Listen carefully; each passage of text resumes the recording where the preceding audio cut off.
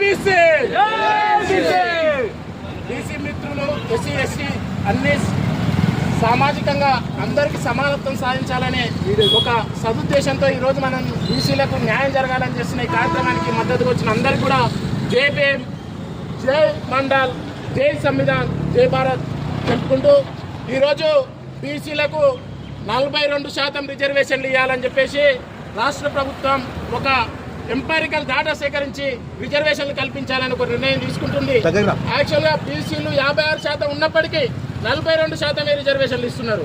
మా జనాభా తమాషా కన్నా తక్కువ చేయడానికి కూడా మేము ఒప్పుకొని మేము మా జనాభా పైన ఉన్న శాతాన్ని ఓపెన్లో ఉంచడానికి కూడా సంవిధానంతో బీసీలం.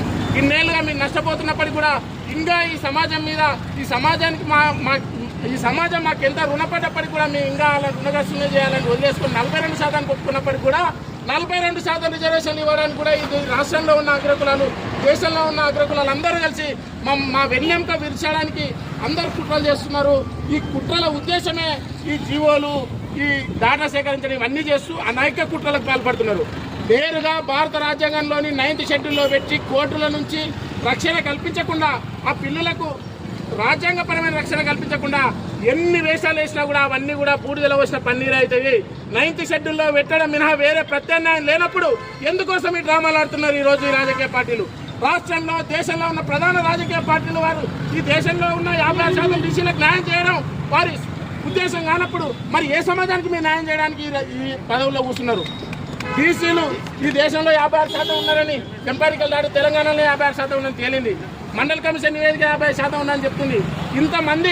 ఇంతమంది బీసీలకు న్యాయం జరగకుండా ఏ సమాజానికి న్యాయం చేయడం కోసం మీరు ఆ కుర్చీలో కూర్చున్నారు? బీసీలను అన్ని విధాలుగా నష్టం చేకూరుస్తున్నారు. అది పోగా బీసీలను ఏ విధంగా నష్టపరచాలని అనేక కుట్రలు తెలుపుతున్నారు. పంచాయతీరాజ్ అని చెప్పి పంచాయతీలకు బీసీలు వచ్చిన ఆలస్యమే లేదు. పంచాయతీరాజ్ చట్టాన్ని నిర్వీర్యపరిచి పంచాయతీలకు నిధులు లేకుండా ఎవరైనా బీసీ, ఎస్సీ, ఎస్టీలు సర్పంచులను, ఎంపీసీలను అయితే వారికి నిధులు లేవు, పన్నులు లేవు, అసలు వాళ్ళకు ఏం పని చేయాలో కూడా తెలియదు. అట్లాంటి స్థితికి పంచాయతీరాజ్ వ్యవస్థను దిగజార్చారు. అక్కడ నాయకత్వం పుట్టకుండా చేసారు. డబ్బులున్నలే రాజకీయాలు చేయాలని ఎమ్మెల్యే, ఎంపీ పదవులు తప్ప ఇంటి పదవులు మొత్తం వ్యవస్థనే నాశనం చేసారు. అట్లాంటి చోట కూడా రిజర్వేషన్ వేయడానికి మీ మనసు ఒప్పుతలేదే. బీసీలను అనగలొక్కాలని ఇంకా కుట్రలు పన్నుతున్నారే. కింది నుంచి పైదాకా ప్రతి ఒక్కరు బీసీలకు ఏ విధంగా అన్యాయం చేయాలో ఆ విధంగా అన్యాయం చేస్తున్నారు. బీసీ సమాజం ఇంకా ఎంత మాత్రం ఈ అన్యాయాన్ని తట్టుకోలేదు. మేము తిరగబడబోతున్నాం.